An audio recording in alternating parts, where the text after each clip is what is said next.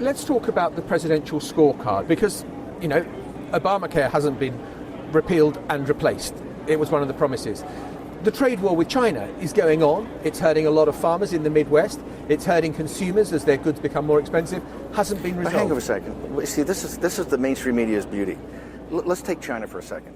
We are now, it's not just a trade war, we're engaged in really an economic war with China. They've been running against the industrial West for 25 years. He's engaged at a very deep level. That deal he almost came up with, those verticals of stop the cyber intrusions, of cut off support for their state-owned industries, which are basically exporting deflation, destroyed much of the industry in the United Kingdom.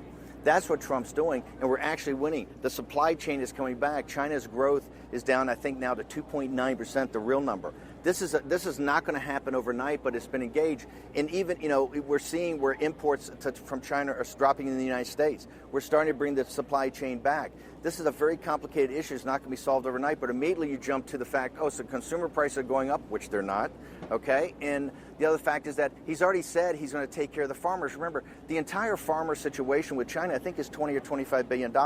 It's fairly small when you segment it versus all the other things he's going after. If you're the soybean farmer in North Dakota and you're trying to make America great again, the reason he's president of the United States, it's the same thing with Brexit, is that working class people and middle class people felt the elites just gave him the fare-thee-well, that didn't care. And he understands on things like border security, on mass illegal immigration, on bringing manufacturing jobs back from China, on getting us out of these pointless foreign wars in the Middle East. These fundamental things that are put on the backs of working class people.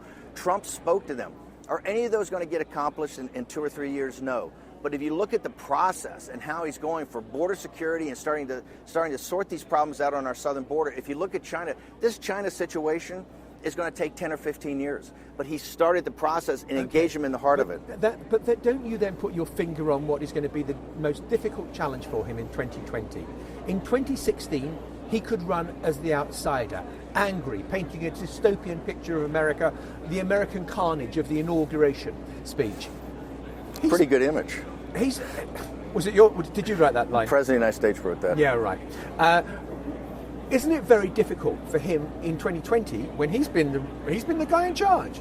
No, he can't run on fear. The same thing. Look, let's take it back to the United. I just want to know hang on. What you think is the challenge for 2020. It is the challenge. The same thing that happened in the United Kingdom. These things don't get resolved overnight.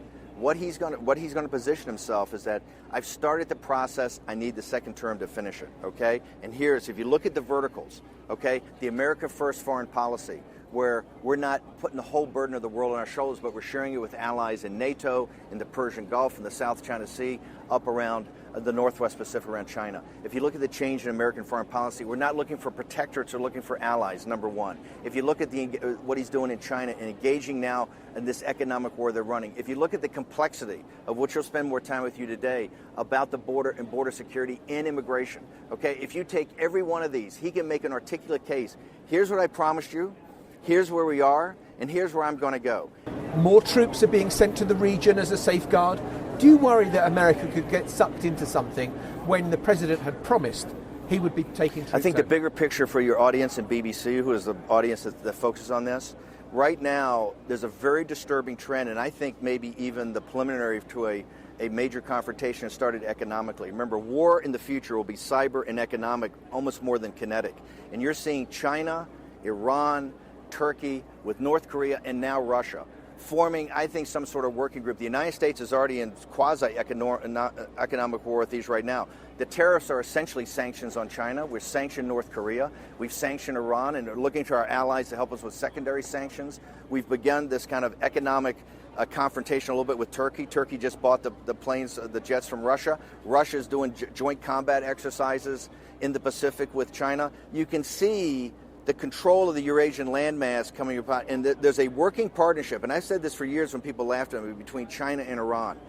I think it's very unwise for us to be pulled into a kinetic conflict with Iran now. But so this John is Bolton but holds this, back? But this is where the United Kingdom is a key ally. Remember, it's your vessels that have been taken. It is the United Kingdom's got its biggest stake in the Persian Gulf, sure, in the Straits of Hormuz as the United States, and as allies, working with our allies, Saudi Arabia, UAE, Egypt, we're going to have to sort that problem out. The next 20, 30, 40 years is about the Eurasian landmass. It is China, Iran, Turkey, Russia, and North Korea. This alliance you can see that's forming right now in economics. And what they want off the SWIFT system, and they want off the dollar as the reserve currency. They are tired of the West, and particularly the United States, being able to dictate to them how they run their countries. And this is my point, that these are all totalitarian, surveillance states. Okay, and I think the conflict coming in the future is against the Western democracies and those like India and Japan and Korea that believe in the industrial democracies that believe in freedom and the democratic process versus these totalitarian governments. And it's very clear to me that that's the storm clouds on the horizon. I think Donald Trump in his wisdom is putting together. That's why he's put such a focus on the South China Sea. That's why he's put such a focus on the Straits of Taiwan. That's why he's put such a focus. That's why we have a carrier battle group up in the North Arabian Sea. And it's not to be provocative and trying to start a kinetic war. What it's doing is telling our allies, particularly NATO, in Europe that depend upon the Persian Gulf. Remember, we're now energy independent. We're an energy exporter. So these places in the world are not as significant as they used to be, except to our allies.